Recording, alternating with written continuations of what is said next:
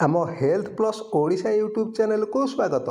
Friends, जदि आपणकर सामान्य उत्तेजन आपण शरीर बीर्ज धातु बाहरी जाऊँगी कि आपण पत्नी सहित संपर्क रखा पूर्व ही आपणकर क्षलित हो जाऊँगी, तेबे आपण कौन मूर्खों कथार पड़ी कौन निशा द्रव्य खाई सहवास करने जमा भी जातु ना।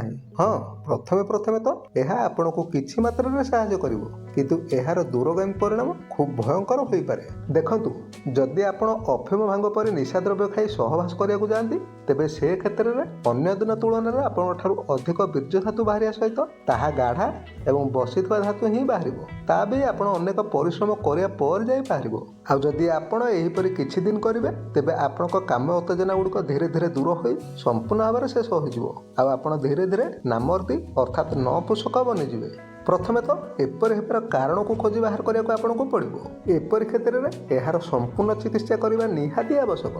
तेबे फ्रेंड्स, जदि आपण एही भली समस्या दे गति करछंती, तेबे आजर वीडियो को आपण शेष पर्यंत निश्चय देखंतु। आ वीडियोटी आपको पसंद आसिले वीडियो गोटे लाइक करे सहित चैनल को प्रथम कर आसिले चैनल को आपण सब्सक्राइब कर दियंतु। आ वीडियोटी को आपण आपन सांगसाथी सहित शेयर करने को जमा भी भूलंतु नहीं, जहाद्वारा सेमाने मध्य एही भली समस्या खूब सहजरे मुकुली पारिबे। फ्रेंड्स, जदि आपणक बीर्ज गाढ़ा पृष्ठ एवं शक्तिशाली होइतिबो, तेबे आपण बिना कोनोसी स्तंभनकारक औषध न खाइले मध्य आपण अधिक समय पर्यंत सहवासर आनंद को उठाई पारिबे। किंतु जदि आपण राग तथा तेल मसला परि खाद्य खाई निजर पित्त को बढ़ाई रखिथिबे, तेबे आपण जेते भी स्तंभनकारक औषध खांतु कि न खांतु, आपणक स्तंभन कम किंबा जमा भी होई न थाए। देखंतु, एपरि हेबार प्रथम कारण होछि आपणक शरीर तथा आपणक बीर्जरे थिबा गर्मी।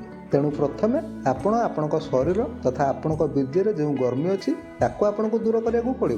अनेक क्षेत्र में देखा जाए जे केवल बीर्जरे शिथिलता आसीजा पर एभली समस्या गुड़िक दूर हो जाए। तेणु आपण निज बीर्जरे थिबा गर्मी को प्रथमे दूर करंतु। एथिपाई आपण कौन करिवे ना, आपण राग तथा तेल मसला पर खाद्य को परिहार्य करने सहित आपण 7 दिन किंवा 14 दिन पर्यंत आपण प्रत्येक 2 घंटा अंतराल 5 ରୁ 10 ग्राम किसी कबाब चीनी गुंड खाई ता उपरे आपण गोटे ग्लास ठंडा पानी के पियंतु। एपरि करिया द्वारा आपणकर अधिक मात्रा में परिश्रा होई शरीर तथा बीर्जरे थिबा गर्मी बाहरी जिवो। जेउ मानकर स्वप्न दोष परि समस्या अछि, सेमानक पय तो एहा रामबाण परि काम करथाय। अर्थात सेमाने यदि ए औषध को खांती, तेबे 100% ग्यारंटी सेमानकर स्वप्न दोष निश्चय दूर हो जिवो। फ्रेंड्स, जदि आपण कबाब चीनी कोन ताहा जानि नाहंती, तेबे आपण वीडियो स्क्रीन को देखि नंतु।